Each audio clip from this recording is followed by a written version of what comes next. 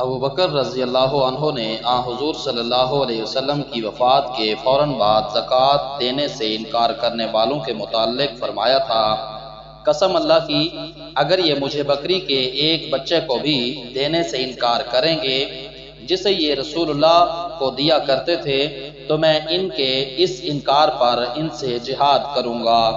صحیح بخاری حدیث نمبر 1456۔ اس کے سوا اور کوئی بات نہیں تھی، جیسا کہ میں سمجھتا ہوں کہ اللہ تعالیٰ نے ابو بکر رضی اللہ عنہ کو جہاد کے لیے شرع صدر عطا فرمایا تھا، اور پھر میں نے بھی یہی سمجھا کہ فیصلہ انہی کا حق تھا۔ صحیح بخاری حدیث نمبر 1457۔ جب رسول اللہ صلی اللہ علیہ وسلم نے معاذ رضی اللہ عنہ کو یمن بھیجا تو ان سے فرمایا کہ دیکھو تم ایک ایسی قوم کے پاس جا رہے ہو جو اہل کتاب عیسائی یہودی ہیں، اس لیے سب سے پہلے انہیں اللہ کی عبادت کی دعوت دینا، جب وہ اللہ تعالیٰ کو پہچان لیں یعنی اسلام قبول کر لیں تو انہیں بتانا کہ اللہ تعالیٰ نے ان کے لیے دن اور رات میں 5 نمازیں فرض کی ہیں، جب وہ اسے بھی ادا کریں تو انہیں بتانا کہ اللہ تعالیٰ نے ان پر زکوٰۃ فرض قرار دی ہے جو ان کے سرمایہ داروں سے لی جائے گی جو صاحب نصاب ہوں گے، اور انہی کے فقیروں میں تقسیم کر دی جائے گی۔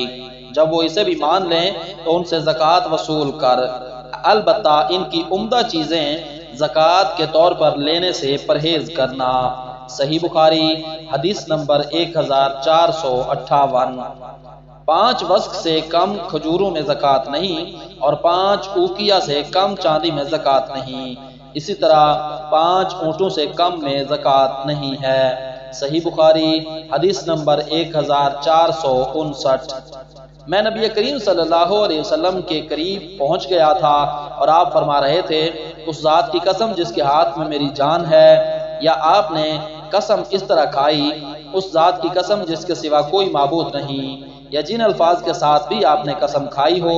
اس تاکید کے بعد فرمایا کوئی بھی ایسا شخص جس کے پاس اونٹ، گائے یا بکری ہو اور وہ اس کا حق ادا نہ کرتا ہو تو قیامت کے دن اسے لایا جائے گا دنیا سے زیادہ بڑی اور موٹی تازہ کر کے، پھر وہ اپنے مالک کو اپنے کھروں سے روندے گی اور سینگ مارے گی۔ جب آخری جانور اس پر سے گزر جائے گا تو پہلا جانور پھر لوٹ کر آئے گا اور اسے اپنے سینگ مارے گا اور کھروں سے روندے گا۔ اس وقت تک یہ سلسلہ برابر قائم رہے گا جب تک لوگوں کا فیصلہ نہیں ہو جاتا۔ اس حدیث کو بکیر بن عبداللہ نے ابو صالح سے روایت کیا ہے، انہوں نے ابو ہریرہ رضی اللہ عنہ سے، اور انہوں نے نبی کریم صلی اللہ علیہ وسلم سے۔ صحیح بخاری حدیث نمبر 1460۔